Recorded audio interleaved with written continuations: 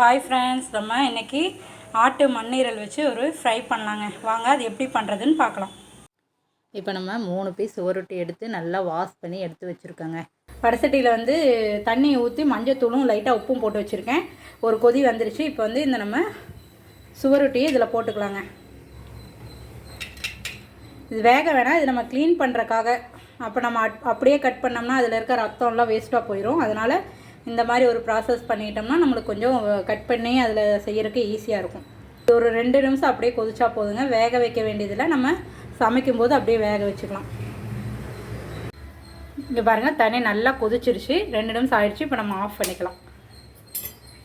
அப்படியே ஒரு 2 நிமிஷம் அப்படியே தண்ணி ஆறுற வரைக்கும் அப்படியே விட்டலாம். இங்கே பாருங்கள், நம்ம போடும்போது அப்படியே குளன்னு இருந்துச்சு. இப்போ நம்மளுக்கு கொஞ்சம் கெட்டியாக கிடச்சிருச்சு. இது நம்ம கட் பண்ணுறதுக்கு கொஞ்சம் ஈஸியாக இருக்குங்க. இதை நம்ம கட் பண்ணிவிட்டு உங்களுக்கு காட்டுறேன். வேக வச்ச மண்ணீரெலாம் நம்ம சின்ன சின்னதாக கட் பண்ணி வச்சுருக்கோம். இந்த மாதிரி நம்ம இப்போ செய்ய ஆரம்பிச்சிடலாம்.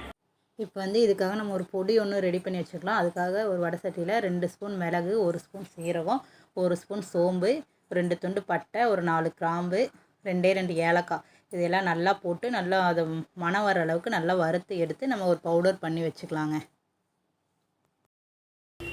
இப்போ நல்லெண்ணெய் ஊற்றிருக்கோம் சுவரொட்டி செய்யறதுக்காக. அதில் கொஞ்சமாக சோம்பு, நம்ம சோம்பு போட்டு அரைச்சிருக்கோம், அதனால் கொஞ்சமாக போட்டிருக்கேன். கருவேப்பிலை, அப்புறம் சின்ன வெங்காயம் போடுறேன். சின்ன வெங்காயம் வந்து இதுக்கு ரொம்ப டேஸ்ட்டு கொடுக்கும், அதனால் சின்ன வெங்காயம் யூஸ் பண்ணியிருக்கேன். நீங்கள் பெரிய வெங்காயம் வேணாலும் பொடி பொடியாக கட் பண்ணி யூஸ் பண்ணிக்கலாம். இப்போ வெங்காயம் நல்லா வதங்கிருச்சு. நம்ம தக்காளி போட்டுக்கலாம். ஒரே ஒரு தக்காளி கட் பண்ணி வச்சுருந்தா அதையும் போட்டுக்கலாம். அப்போ இதுக்கு தேவையான அளவு இஞ்சி பூண்டு பேஸ்ட், தேவையான அளவு உப்பு போட்டுக்கலாம். கொஞ்சமாக மிளகாத்தூள் போடுறேன். நம்ம அந்த பொடி வறுத்து வச்சுருக்கோம் இல்லையா, அது போடுறதுனால காரம் கம்மியாக போடுறேன். வரமிளகாத்தூள் தான் போட்டிருக்கேன். நீங்கள் உங்களுக்கு வேணாலும் குழம்புக்கு போடுவோம் இல்லைங்களா, அந்த பொடியும் போட்டுக்கோங்க. இப்போ வந்து நம்ம கட் பண்ணி வச்சுருக்க சுவரொட்டியை போட்டுக்கலாம்.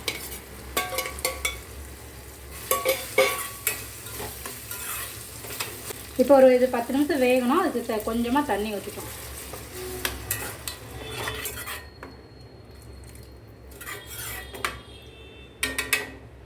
இது வேகட்டும், பார்க்கலாம்.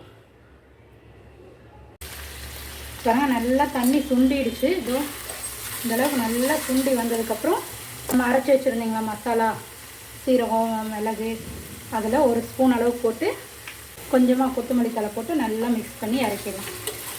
பொடி வந்து கொஞ்சம் கடைசியில் போடுங்க, அப்போ தான் நல்லா கமகமான வாசம் வரைக்கும். பெப்பரோட காரம் நம்மளுக்கு நல்லாயிருக்கும். ரொம்ப ரத்தம் அளவு கம்மியாக இருக்கிறவங்க நீங்கள் இதையை வாரத்தில் 1 நாளாவது செஞ்சு சாப்பிடுங்க கண்டிப்பாக. சூப்பராக ரெடி ஆகிடுச்சு. எப்படி இருக்குங்க?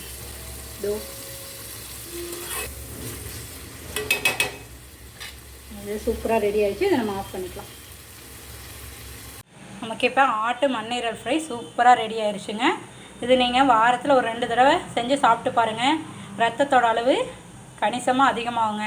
இது டாக்டரே நம்மளுக்கு சொல்லுவாங்க, நீங்கள் சுவரொட்டி சாப்பிடுங்க அப்படின்னு சொல்லி. நீங்களும் இந்த மாதிரி ட்ரை பண்ணி பாருங்கள், ரொம்ப டேஸ்ட்டாக இருக்கும்.